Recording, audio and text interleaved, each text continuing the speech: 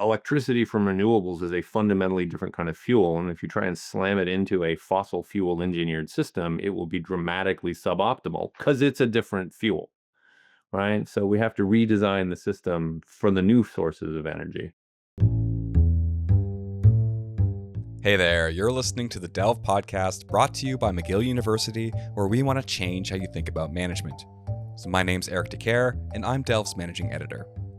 So the voice you just heard is Professor Michael Raynor from the Ivey Business School, an expert on strategy, innovation, and managing uncertainty. And in that clip, he's talking about what it's going to take to reorient fossil fuel-based production systems towards renewables. So for him, it's not just plug and play, swapping one energy source for the next. To get the most out of them, green technologies require a massive reorientation of world systems. And to get there, Michael suggests a disruptive innovation model. So what Michael's proposing here is not just about inventing new green technologies. It's about changing how we do things at a systems level. And this requires work, but can also have a massive impact on the climate, and it can do it without severe compromises. So today, I'm talking with Michael. And I also invited along Professor Sanjith Gopalakrishnan, a fellow disruption expert here at McGill, to share his thoughts. So if you haven't already, don't forget to give us a follow in your favorite podcast player. And with that, here's my conversation with Professors Michael Raynor and Sanjith Gopalakrishnan about building new sustainable production systems. So let's delve into it.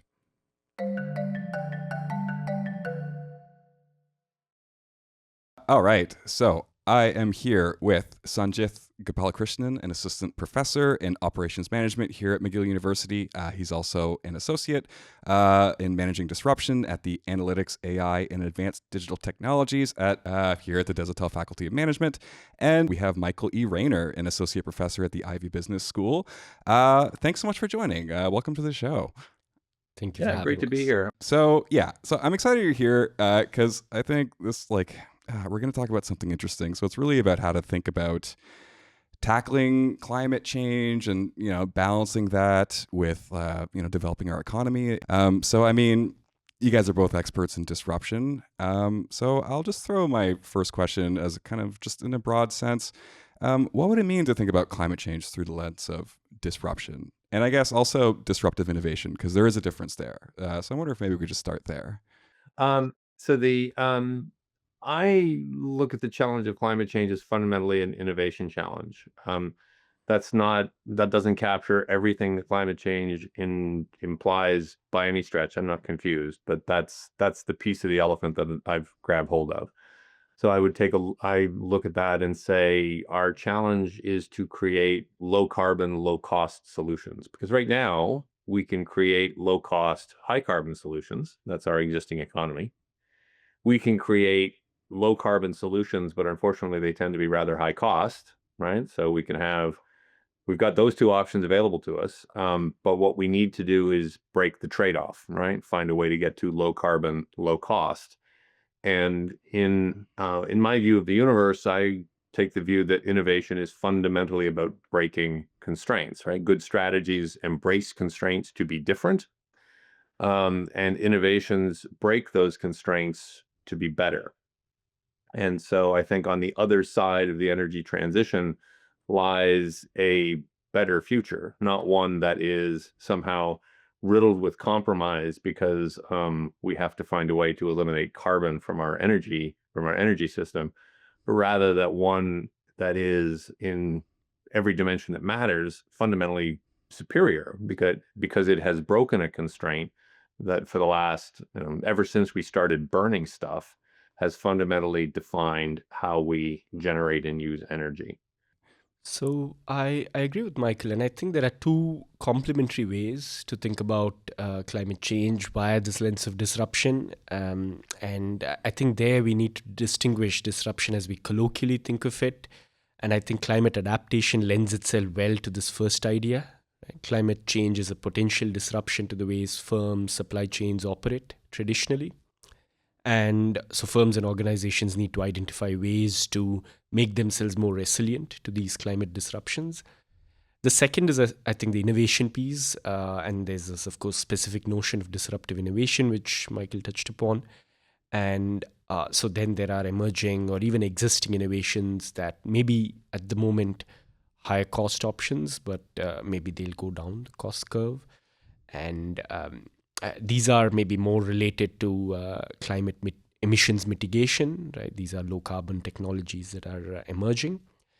And this disruption, this innovation disruption may itself upset the ways traditional firms tend to conceive of themselves and how they may need to adapt to the emergence of newer technologies. Those observations go a long way to underlining the caveat I offered at the outset, right? This notion that it's about breaking the cost-carbon trade-off. That is, at best, one piece. It's an important piece, but everything that you just touched on is an important reminder that there are a lot of things we're going to have to deal with that are going to make the world just undeniably worse, right? But that's not a consequence of the energy transition that we're affecting. The energy transition is about finding a way to get to a world that doesn't continue to drive us off a cliff. Yeah. Yeah, and it speaks to the need to evolve, right? Like we have to change the way that we produce our energy, the way that we run our economy, which I guess is, what we can get into next. Because I don't know, like it feels weird framing this as an opportunity, but there is an opportunity here. Like the climate is shifting how we need to think about how we do things. So I don't know, like as we try to develop an economy of the future, like what does success look like? The circles I move in and the people that I follow have led me to believe that there's largely an informed consensus, right? You want to try and avoid groupthink and all the rest of it, but doing what the best one can to correct for those biases. It seems to me there's an informed consensus that success boils down to electrifying everything that can be electrified.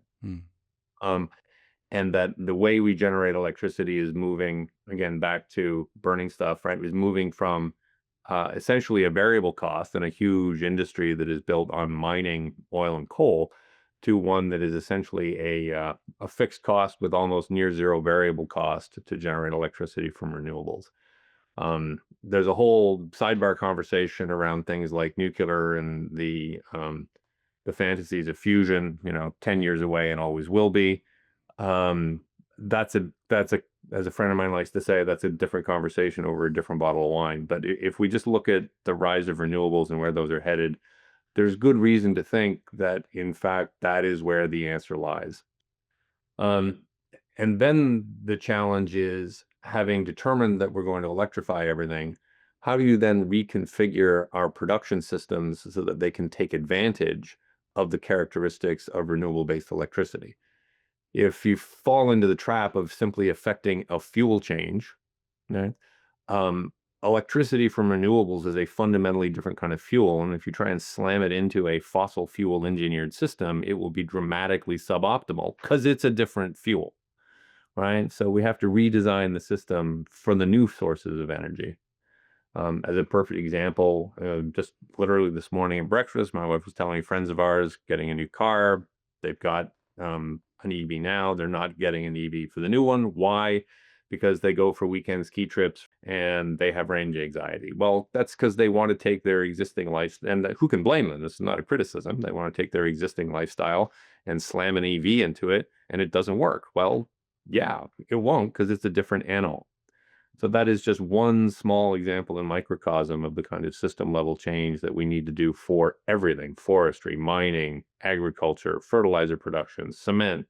It's a long list, and it's a bit daunting, but I think it's doable.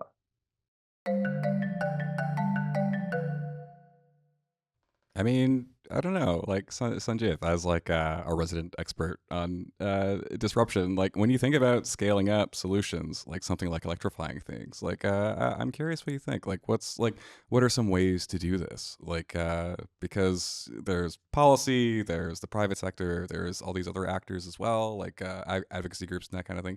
They don't always play nicely together, but I'm just curious what your thinking is there. To go back to Michael's point, for better or worse, by design or accident, it's so ended up that the way that we are predominantly approaching the climate transition is you electrify as much of your economy as you can, and then you look at the second problem of where is this energy being generated and how is this being generated. And so therefore, to address your sort of initial question, how do we measure success? Then pretty much by definition, success is going to be measured largely on how you perform on these two dimensions. And another maybe a bit more of a meta point that I want to make is sort of to take a step back and just look at how we are doing in addressing the climate challenge and what's a test of success. I think a good, useful test of success is whether the progress that we make is firstly translating from intention to action, and secondly, whether it's resilient or agnostic to, let's say, political transitions and so on. The reason being that then I suppose you've graduated from this simply being a political or a partisan issue to firms and organizations recognizing that this is essentially apolitical and that you want to make progress on these dimensions because they think it's worth doing so. And in terms of your latter question on whether this, sorry, I forget what your Oh, no, it's question okay. was. But I think what you alluded to there kind of ties into maybe what I wanted to bring up next was just like trying to make it politically resilient as well as, resilient to like climate disasters and that kind of thing. It's just, yeah, there's some ideological hurdles there. Like there's a lot of people who I think there's this reluctance to try to disrupt the way that we do things because, Michael, as you were describing, like you need to change everything, and that can be a big ask for someone. Like that's a lot of political risk for our political leaders. That's like a lot of potential risk for business leaders who maybe don't want to make that initial investment. So, but I don't know, like what are the hurdles and getting us towards like moving in that direction? I'm curious about the how. That's where I think a framework of disruptive innovation can be particularly compelling, and innovation more generally, right? I mean, nothing big starts big. So the notion that somehow we get up on Tuesday and say, fine, that's it, we're ripping out everything and we're going to slam it, you couldn't do it if you wanted to. So we need a different approach. And the good news is there's one available to us, right? And the approach that I see potentially working is one that I refer to as broad scope, small scale. And I think that's quite different from a lot of what I tend to hear when I talk to folks that work in climate startups that are trying to do things like low carbon cement, when I talk to people who work in kind of the secondary, tertiary tiers of this space in the voluntary carbon markets, for example, they keep talking about how, well, what we really need to do is scale up the solutions, scale up the solutions. A lot of magical thinking and hand waving around the power of scale. We don't have solutions that are lower cost yet. The last thing you want to do is scale up something that doesn't work, that just gives you a bigger problem. And the cost hurdles that we need to get over are not subject yet to scale-based solutions. It's not just about amortizing fixed cost over greater volume. That's not the problem we face. The problem we face is the system-level redesign that puts structurally lower cost within our grip. Do we know exactly what those solutions look like? No, if we knew, we'd do them. So it does require a level of experimentation and discovery, but that can be done in a very directed and deliberate way. Right. So what are some examples? Like what kind of rocks can we be looking under? Well, there's a company called Thales that that manufactures green hydrogen, or green ammonia rather. They do it using electrolysis to generate green hydrogen. Then they take the green hydrogen, stuff it through the traditional chemical synthesis processes, combining hydrogen with nitrogen from the air to create NH3. There's your green ammonia, right? Ammonia for fertilizer is about 2% of global emissions, right? If it were a country, it would be Germany. So this matters. Right now, 99, essentially all of the world's ammonia fertilizer is created by cracking hydrocarbons, right? That's why it's such a carbon-intensive process. All right, so is it cheaper to make hydrogen the green way? No, it's not, because the physics of electrolyzing water are such that it's just always going to be more expensive when you don't have to pay for the pollution associated with the carbon. All right, so that's a problem. What have they done? Well, they have identified, and this is classic disruptive innovation, they have identified a market for ammonia fertilizer that is relatively small and hence unattractive, expensive to serve and small, so unattractive to the incumbents. And it's markets that include, for example, coffee cooperatives in Kenya. Those folks pay about 6 times as much for ammonia fertilizer as the rest of the world, largely as a result of logistics. Hmm. Well, the really interesting thing is that a big part of the reason why a hydrocarbon-based ammonia is so cheap is because it's manufactured at enormous scale in centralized locations and then shipped all over the world. Guess what? That's why it costs so much in Kenya, because the production locations are literally thousands of miles away. Well, how do you make ammonia with electrolyzers? Oh, they're relatively small modular units that, guess what? You can put right there on the plantation with the cooperative Hmm. coffee growers in Kenya. So now you have this massive logistics wedge, right, that you can trade on. So now all of a sudden, you've got a small foothold market where you can build a system around distributed ammonia production that is cheaper for them. Hmm. That's your foothold. That's where you can now start thinking carefully about, all right, what addition that's an easy one, but now how can we think about reconfiguring the production, distribution, and consumption of ammonia such that that foothold that has created a zone of productive uncertainty where now the overlap between innovations in technology, changes in organizational design, reconfiguration of the overall agricultural ecosystem allows you to now come down a cost curve to the point that you become sufficiently competitive that you're just better no matter where you want the ammonia. That sounds practical to me. That's looking at like a friction point and being like, well, okay, like this is the barrier. We're going to remove that barrier. And then how do we Yeah, do it that? sounds super practical to the coffee growers in Kenya who now can use a lot more fertilizer than they could have otherwise because they Yeah. were paying 6 times as much as everybody else.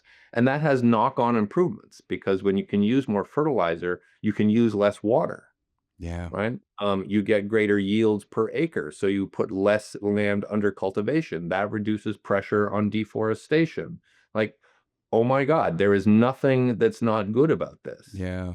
And that's what I mean when I say you get on the other side of this transition and things are unambiguously better on just about every dimension. So, I mean, yeah. I mean, when we're talking about developing a new green economy, like we hear a lot about, like, well, at least here in Canada, like, oh, we want to be an energy superpower, and then I think China is also seeing the opportunity here to lean into green technologies as a way to maintain their economic standing in the world. So, I mean, like, who has like the potential to thrive in this new green economy? Like, it sounds like it could be an opportunity for smaller developing economies because then they can actually kind of skip the carbon intensive infrastructure and maybe lean into like electrification and those kinds of things. But and then for countries like Canada, where we have all this established infrastructure already, it's a little bit harder to make that transition. But I'm curious how you think about that. I would say that both can thrive, as you alluded to in your own question. Large countries or firms have certain advantages. You have capital scale, you have mature capital markets, institutions, um, hopefully stable regulatory policies, and so forth. And clearly, those are the advantages that developed or larger countries have, as opposed to maybe emerging economies. But emerging economies, as you also suggested, there are several examples around the world. I was reading this article on how in Pakistan there's tremendous sort of uptake of solar infrastructure in a decentralized fashion. So it's not the government pushing these solutions onto their people, but it's simply the availability of cheap solar panels from I would suspect China, and the need for energy means that people are moving towards these solutions. So that's an example of where you are leapfrogging legacy systems and you're building maybe a parallel clean infrastructure that has sort of skipped a stage in the economic development ladder. And it's, again, I don't think that this is necessarily a source for countries to compete with each other. Rather, I think both types of, or even when, if we talk about firms, all types of firms, be it large firms or small firms, they have their own advantages and disadvantages. And maybe they just have different pathways to success, and some of them are going to get there, some of them are not. But I don't think that necessarily is tied to whether they were a developed country or a emerging economy. Yeah. Okay. Well, I think that's a good place to end. So I'm Professor Michael E. Raynor of the Ivey Business School, and Sanjith Gopalakrishnan from right here at McGill. Thank you so much. Thank you very much for having us. My pleasure. Good to talk with you.